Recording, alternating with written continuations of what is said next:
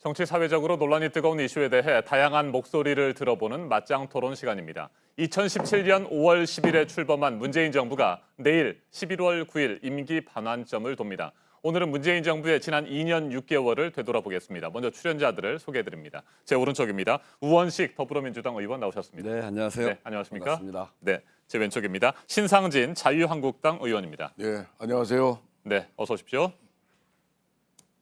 문재인 정부는 국정농단과 박근혜 전 대통령 탄핵 등 전국이 혼란에 빠진 상황에서 촛불 민심의 압도적인 지지를 받으면서 출발했습니다. 문재인 대통령은 취임사에서 2017년 5월 10일 이날은 진정한 국민 통합이 시작되는 날로 역사에 기록될 것이라고 말했습니다. 토론 시작하겠습니다. 네, 임기 5년의 절반이 벌써 지났습니다. 네. 앞서 제가 말씀을 드린 것처럼 국민 통합을 취임사에서 문재인 대통령은 강조를 했습니다. 일단 이 부분부터 한번 짚어볼까요? 네, 의원님 어떻게 생각하십니까?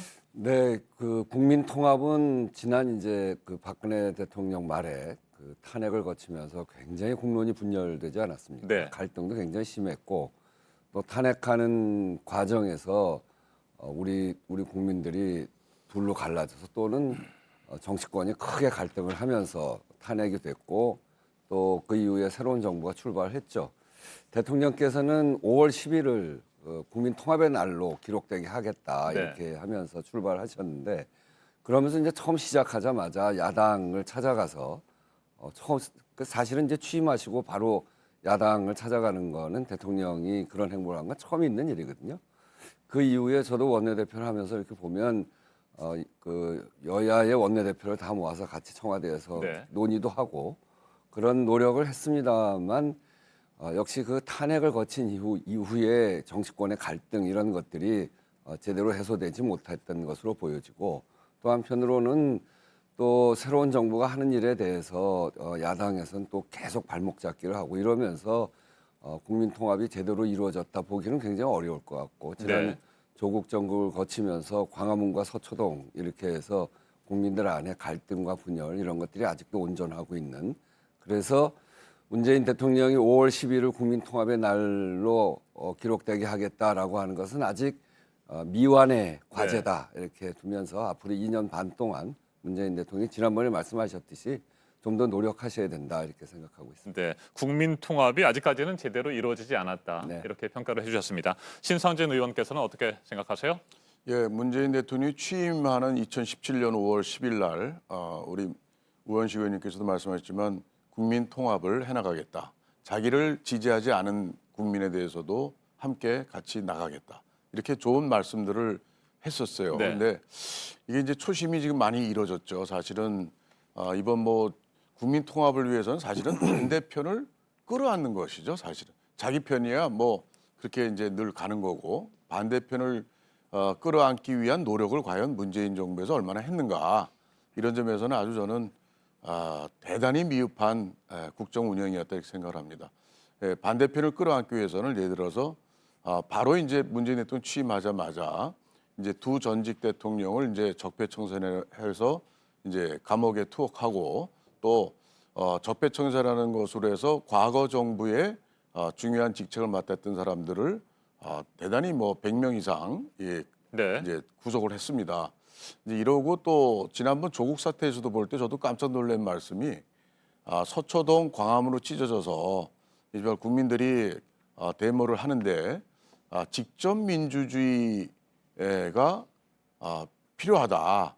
어떻게 보면 이게 대의 정치, 대의 민주주의를 보다도 이 직접 민주주의 결국은 이제 국민들이 갈라져서 자기 주장을 하는 그런 광장의 투쟁 집회 이런 거를 오히려 대통령께서 좀 더 통합의 리더십으로 풀어갔어야 되는 문제를 이제 그렇게 말씀하신 부분에 대해서도 저는 참 왜 초심을 잃고 그렇게 변하셨을까. 그래서 저는 아쉬움이 많고 또 경제가 어렵습니다. 지금. 네. 경제가 어려운 경제나 이 국가의 여러 가지 외교 안보에 우리가 한 치 앞을 볼 수 없는 그런 상황에서 또 대통령께서 국민 통합이야말로 이런 난제들을 풀어나가는 제일 큰 첩경이라고 생각해서 앞으로 남은 임기 동안만이라도 좀 국민 통합에 역점을 두는 국정을 펼쳐줬으면 이렇게 좀 생각하고 있습니다. 네, 신상진 의원님께서는 크게 두 가지의 말씀을 해주신 것 같습니다. 임기 초반에 적폐청산에 집중을 하다 보니까 반대편을 끌어안지 못했다. 이런 부분을 하나 지적을 해주셨고요. 또 조국 사태와 관련해서 서초동과 광화문의 두 개의 광장으로 나뉘었을 때 통합의 리더십을 대통령이 보여주지 못했다. 이 말씀이 핵심적인 평가로 들려집니다. 이 두 가지에 대해서 잠깐 반론을 좀 하시겠습니까? 네, 그렇죠. 그 통합이라고 하는 것은 과거에 있었던 일을 없는 것으로 돌리는 것은 아닙니다. 잘못된 것은 잘못된 대로 분명하게 국민들에게 드러내서 네. 그 잘못을 분명히 밝히는 것이고요. 그래서 그것을 교훈 삼아서 앞으로는 그런 잘못이 이루어지지 않도록 그렇게 하는 것이 국민 통합의 굉장히 중요한 요소죠.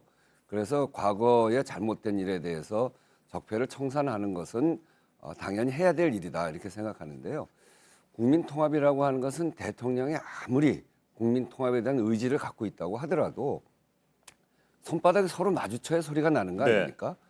우리 국민들에게 진짜 절실한 문제가 뭔가 그런 점에서 보면 국민들의 먹고 사는 문제, 민생 문제거든요. 저는 여야가 국회에서 민생 문제만이라도 정말 손을 맞잡고 해결해 나가려고 하는 의지가 있었다면 그러면 국민 통합으로 갔을 거라고 생각합니다. 그런데 민생 문제를 비롯해서 모든 문제를 그냥 대립적으로 적대적으로 저 원내대표 하면서도 숱하게 많이 야당이 보이콧하고 장외로 나가고 지금까지 지금 2년 반 동안 18번을 장외로 나갔다는 거 아닙니까? 그런 점에서 보면 지금 황교안 대표께서도 대표 취임하시자마자 지금까지 계속해서 장외 집회를 하세요. 원래 저희 야당 때 저희들이 잘하던 게 장외 집회인데 그때 장외 집회는 장외 집회라고 하는 거는 갈등을 국민들한테 그대로 보여주는 상징이기 때문에 이 정국이 지금 편치 않다 이런 걸 보여주는 거기 때문에 굵고 짧게 하는 거거든요. 그런데 계속 하기 때문에 어떤 하나도 대통령과 여당이 하는 일에 야당이 협조하지 않음으로 해서 이런 갈등이 지속되고 반복되어지는 그래서 저는 국민 통합이 이제는 저는 하나의 모티브라도 잡아야 된다고 생각합니다. 국민 민생을 중심으로 해서 국회가 일하는 국회를 만들면 국민들이 국회가 제대로 일하는구나. 그리고 대통령이 거기에 협조하고 이렇게 하면서 국민 통합을 이루어갈 수 있다고 생각하는데 그게 지금도 이루어지지 않는 것은 참으로 안타깝다 이렇게 생각합니다. 네, 국민 통합이 아직까지 미완의 상태에 머무는 것은 뭐 여러 가지 이유가 있겠지만 야당의 발목 잡기도 큰 이유 중에 하나이다. 이런 지적이신 것 같습니다. 이에 대해서 신선진 의원 어떻게 생각하십니까? 네, 국민 통합을 이루기 위해서는 사실은 힘 있는 쪽에서 양보하고 끌어안아야 되는 게 네. 그게 세상의 이치라고 생각합니다. 사실 집권한 문재인 정부의 여권에서 야당의 그런 요구들을 협의를 하고 협치를 해서 잘 이렇게 정상화하고 풀어가야 되는데 보십시오. 올 한 해 우리 국정이 돌아간 거 보면 국회에서는 패스트트랙에 올리기 위해서 강행 처리한 그 공수처법하고 연동형 비례제 이게 우리 제1야당에서 얼마나 그것을 반대를 합니까? 네. 그런 것을 결국은 그냥 국회를 난장판 국회가 되도록까지 하면서까지 그냥 강행 처리하는 이제 이런 부분들이 결국은 분쟁을 유도하고 야당과 협치가 안 될 때는 결국 국민들도 쪼개집니다. 그래서 이번에 그 국회 그 청와대 운영위 국정감사에서도 보듯이 결국은 강기정 수석 같은 경우도 너무 강한 역대급의 그런 발언을 했어요 국회에서. 결국 그것은 야당만을 무시하는 게 아니라 결국은 국회에 대한 무시 또 나아가서는 국민에 대한 어떤 존중하는 그런 마음들이 결여된 그런 자세가 결국 그렇게 하나의 단발적으로 한번 이렇게 일회성으로 나타났지만 그런 부분들이 결국은 그런 이 집권 세력의 어떤 여권의 자세, 야당을 대하는 태도, 국민에 대하는 태도, 마음 속에서 그런 통합이 잘 이루어지지 않고 자꾸 우리나라가 둘로 쪼개져가는 아주 참 안타까운 그런 실정을 대해서 하여튼 문재인 정부가 앞으로 남은 임기 동안 절반은 좀 통합에 신경을 쓰는 정치를 펼쳐줬으면 이런 생각이 강합니다. 네, 앞서 저희가 전해드렸습니다만 어제 이낙연 국무총리가 청와대 강기정 정무수석의 최근 논란과 관련해서 사과의 입장을 밝힌 바가 있습니다. 정부에 몸담은 사람이 감정을 절제하지 못하고 국회 파행의 원인을 제공했다. 이건 온당치 않다. 이렇게 지적을 했는데 뭐 이 정도 선에서 강기정 수석의 문제는 이제 뭐 마무리가 됐다고 보십니까? 근데 저희 야당 입장에서는 이낙연 총리께서는 상당히 그 좋은 말씀을 하셨어요. 사실 지금 청와대에 계신 분들도 좀 그런 좀 자세를 취했으면 좋겠다는 생각을 합니다. 잘못한 것은 사과할 줄 아는 거. 근데 지난번 보니까 아마 어느 의원이 그 운영위원회에서 그 대통령 비서실장 보고 노영민 실장 보고 그 문재인 대통령 닮은 거 아니냐 이렇게 이제 꼬집었어요. 그랬더니 네. 그 화를 많이 내셨는데, 근데 사실은 이 문재인 대통령께서도 우리 야당에서 생각할 때는 왜 조국 사태로 이렇게 몇 달 동안 국정이 혼란되고 국민이 분열됐는데 그것을 사실 정말 뭐 송구하다라는 뭐 그 주어도 없고 뭐 이유도 없고 이렇게 국정이 좀 분열되고 그런 것에 대해서 국민이 어려운 이 상태들 송구하다 네. 이렇게 한 것은 조금 좀 직설적으로 사실 조국을 임명한 제가 좀 부족했습니다, 잘못했습니다 이렇게 하면 얼마나 그 국민들의 지지를 받을 수도 있겠어요. 근데 이제 그런 그 사과나 인정에 대해서 굉장히 인색한 이런 부분들을 좀 아주 이낙연 총리는 좀 벗어나서 이렇게 말씀해 주신 거는 우리 평을 좋게 합니다. 근데 청와대에 계신 분들 모두 이렇게 사과를 하는데 대단히 인색해요. 그게 앞으로 남은 임기를 그런 식으로 한다면 결국 국민들로부터 외면받게 될 것이다 이렇게 생각합니다. 네, 사과에 인색하다는 얘기에 대해서 이제 동의하십니까? 네, 지금 이제 저는 그 신상진 의원님 말씀하시는 걸 들으면서 역시 국민 통합이 어렵겠구나 이런 생각을 합니다. 이낙연 총리께서 잘하셨죠. 그리고 제가 생각하기에도 대통령을 모시는 입장에서 국회에서 파행의 원인을 만드는 것은 잘못이라고 생각합니다.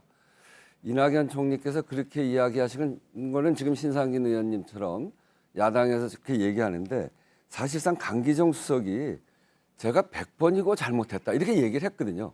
그 사과는 안 받아줘요. 본인이 이야기한 사람이 사과할 때는 안 받아주고 그걸 계속 공격하거든요.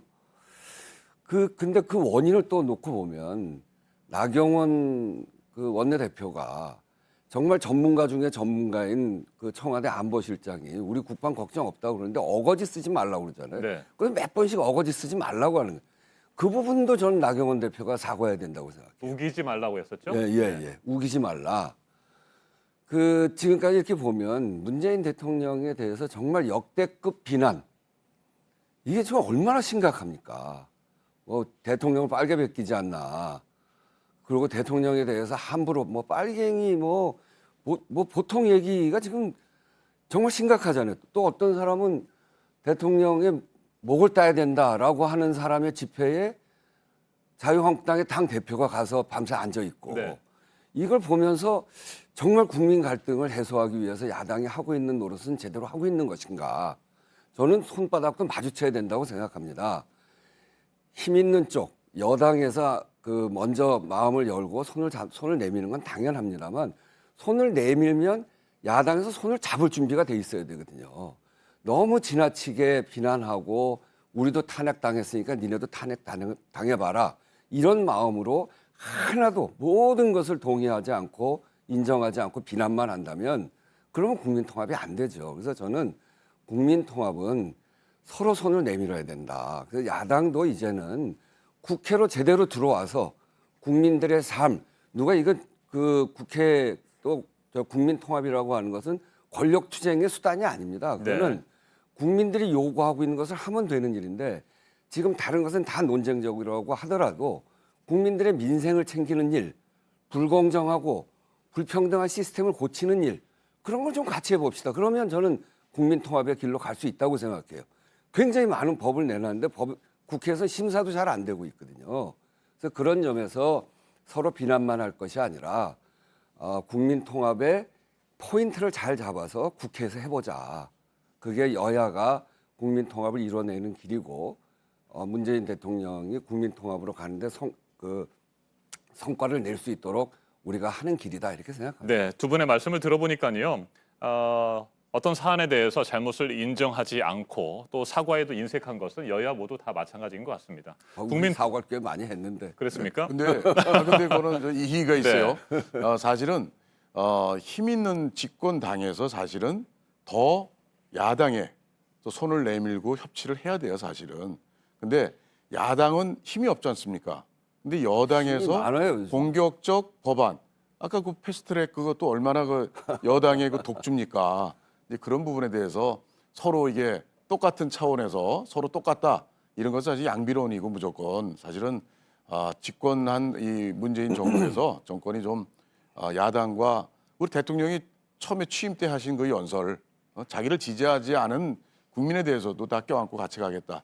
이런 정신이 많이 퇴색돼서 앞으로 분발을 촉구합니다. 네, 양비론은 안 된다고 말씀을 하셨는데 상대만 뭐 계속 공격하고 비판하다 보면 국민 통합은 언제 또 하겠습니까? 예, 그런 측면에서 양쪽이 다 같이 노력을 하지 않으면 분명히 통합을 이루기는 어려워 보입니다. 다음 주제로 넘어가 보도록 하겠습니다. 경제 분야입니다. 문재인 정부 소득주도 성장 그리고 혁신 성장, 공정 경제 이 세 가지 축으로 사람이 중심이 되는 경제를 만들겠다 이렇게 계획을 밝힌 바 있습니다. 이건 어떻게 평가하세요?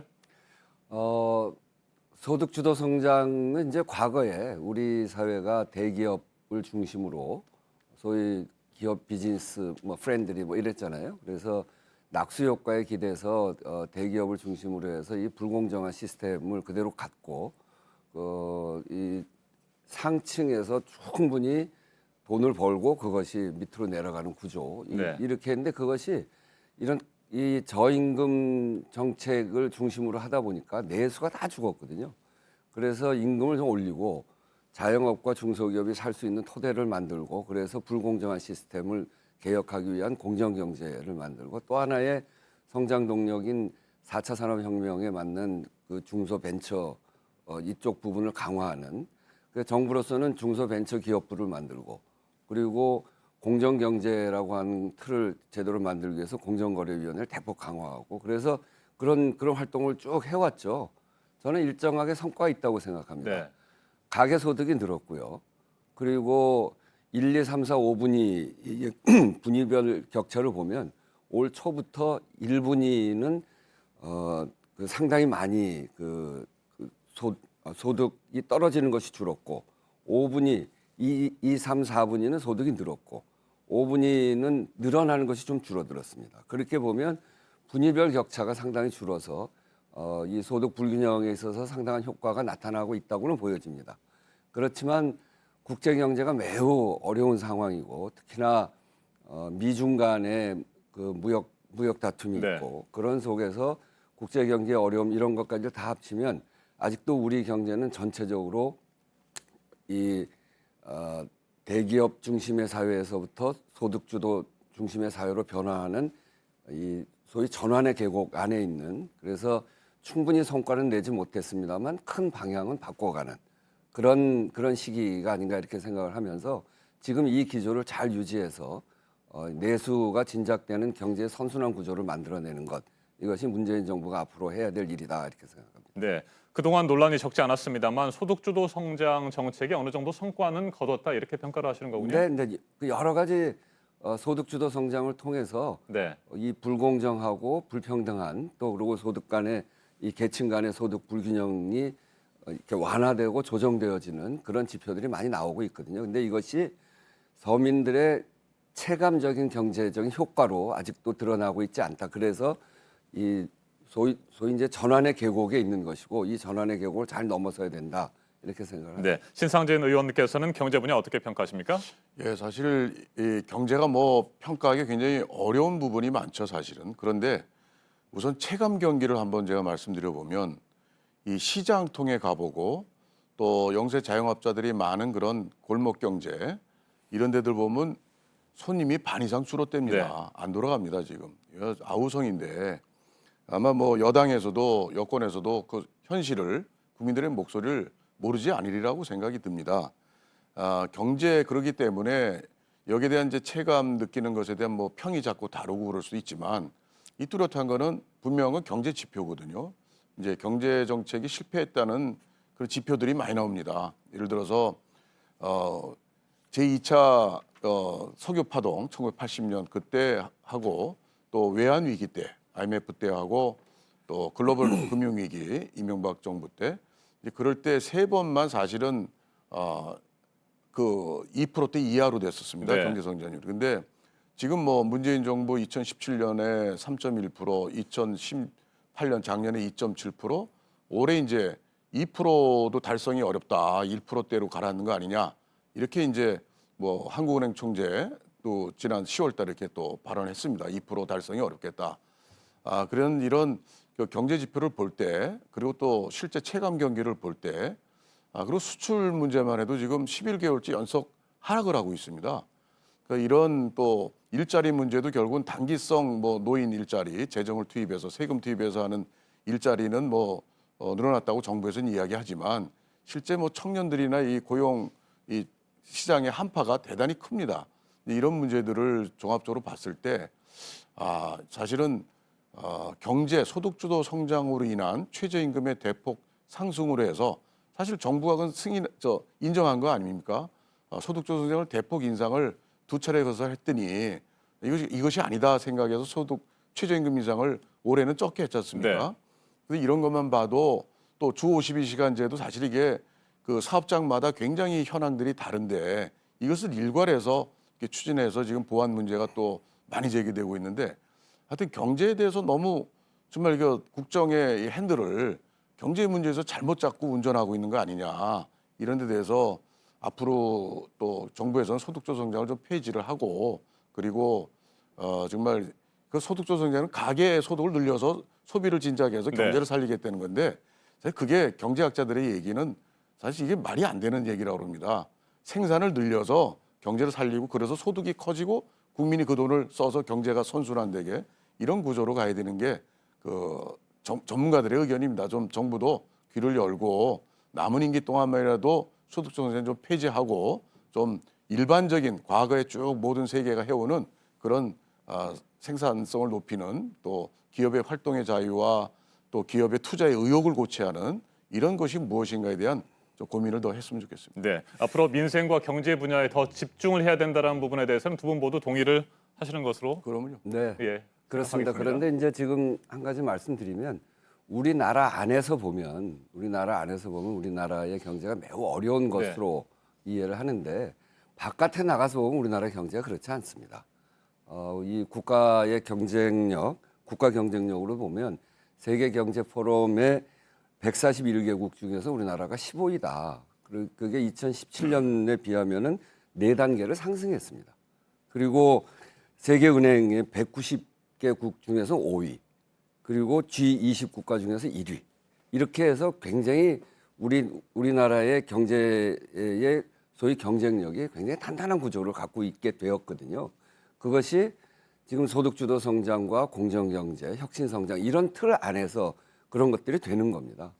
전체적으로는 제가 말씀드린 대로 큰 방향 전환인데 과거에 굉장히 오랜 기간 동안 이 소득을 중요히 생각하지 않고 대기업을 강화하는 쪽으로 규제를 그 불필요한 규제까지 기업하기 좋은 나라라고 하는 관점으로만 대기업하기 좋은 나라를 만들므로 해가지고 중소기업도 약화되고 중소기업의 기술력이 굉장히 약화되잖아요.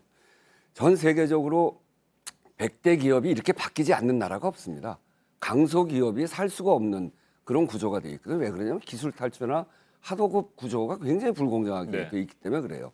그래서 공정경제를 통해서 이걸 바로 잡아가야 되는데 지금 문재인 대통령이 이런 정책을 핀 지가 이제 2년 반입니다. 처음 집권하고 정부 갖추고 그러고 나면 한 2년인데 2년 안에 왜 완전히 회복하지 못했냐?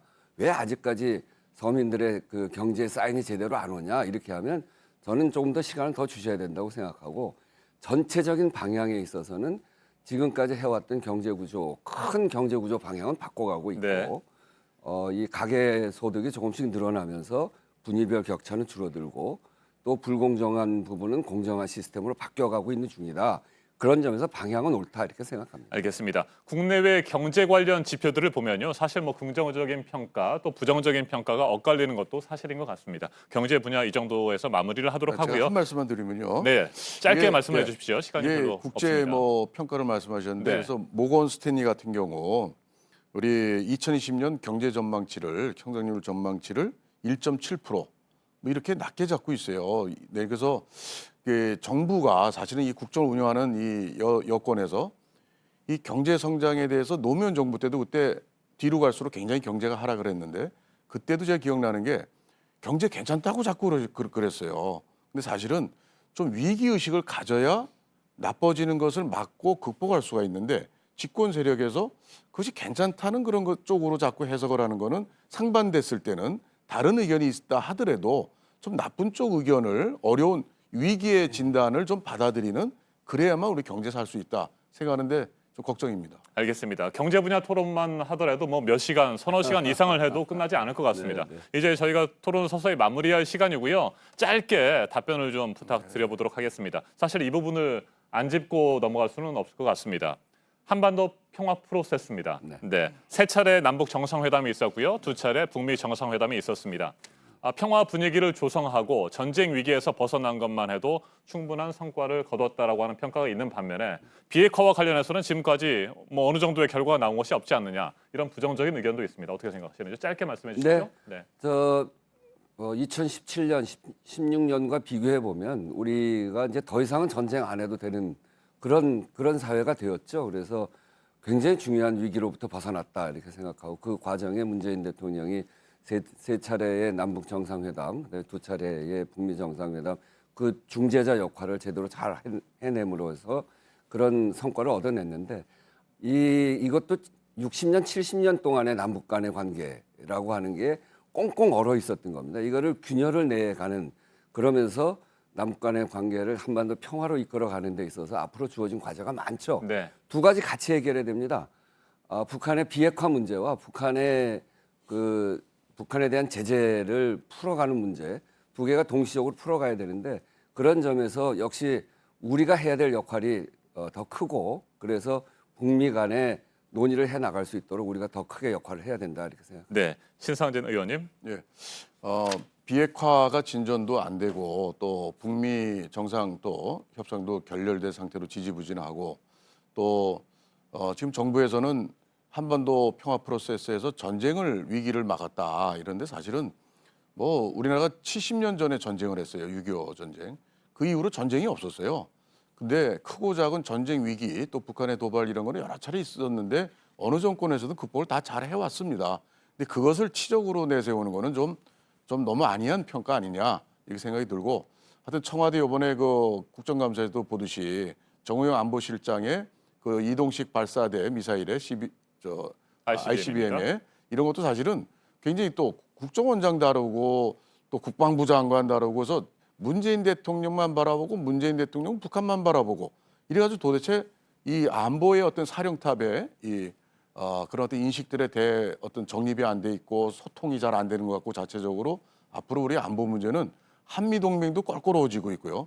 그 미국의 방위비 인상 압박을 엄청나게 우리한테 이제 앞으로 또 다가올 테고 이런 엄청난 것을 저는 위기라고 보고 또 집권 세력에서 좀 위기를 잘 진단해야만 해답이 나온다. 이렇게 생각해서 위기를 위기로 인식했으면 좋겠습니다. 네, 여러 가지 평가가 있는 가운데 2년 6개월은 이미 지났고요. 앞으로 2년 6개월 잘 지켜보도록 하겠습니다.